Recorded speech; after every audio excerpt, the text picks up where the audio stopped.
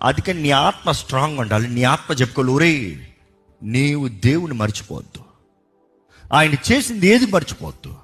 నువ్వు తినేటప్పుడు ఇదిగో దేవుడు దీవించాడు కాబట్టి తింటున్నావు, నువ్వు నిజంగా దేవుడు దీవించాడు కాబట్టి తింటున్నావు నువ్వు గ్రహించిన వ్యక్తి అయితే, దేవా వందనములు ప్రభా, నన్ను దీవించిన విధానం బట్టి వదనాలు. The heart of gratitude. ఈరోజు ప్రార్థన చేసుకుని తింటున్నావు, థ్యాంక్ యూ జీసస్ ఆమేన్. అట్లా కాదు. నేను ఒంటరిగా తిన్నానంటే నేను నిజంగా చెప్తున్నాను, I'm not faking, I'm not lying, I don't want to pretend, God is my judge. నేను ఒంటరిగా తింటున్నానంటే తినే ప్రతి ముద్దలో దేవునితో చెప్పుకుంటూనే తింటా, మాట్లాడుకుంటూనే తింటా, నాట్ జస్ట్ తింటాం కాదు. ఆ దేవుడితో, దేవా నీకు వందనాలు ప్రభా, వందనాలు, నీకు వందనాలు.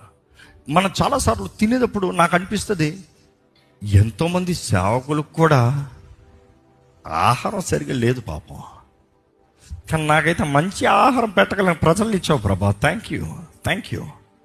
I'm enjoying the food and I meeting, thank you. ఇవన్నీ ఉంటాయని నేను సావక రాలేదు, కానీ వచ్చిన తర్వాత నువ్వు నమ్మదగిన దేవుడు, నువ్వు చెయ్యి విడిచిపెట్టవు, నువ్వు తృప్తిపరిచే దేవుడు అనేది నిరూపిస్తున్నావు ప్రభా, thank you. There is always gratitude. దేవునికి కృతజ్ఞత కలిగి ఉంటాను నేర్చుకోండి. నువ్వు ఎక్కడి నుండి వచ్చావో మర్చిపోవద్దు, ఆయన నీ జీవితంలో ఏం చేశాడో మర్చిపోవద్దు. నీ ఆత్మ చెప్పాలంట నీ మనసుకి, నా ప్రాణమా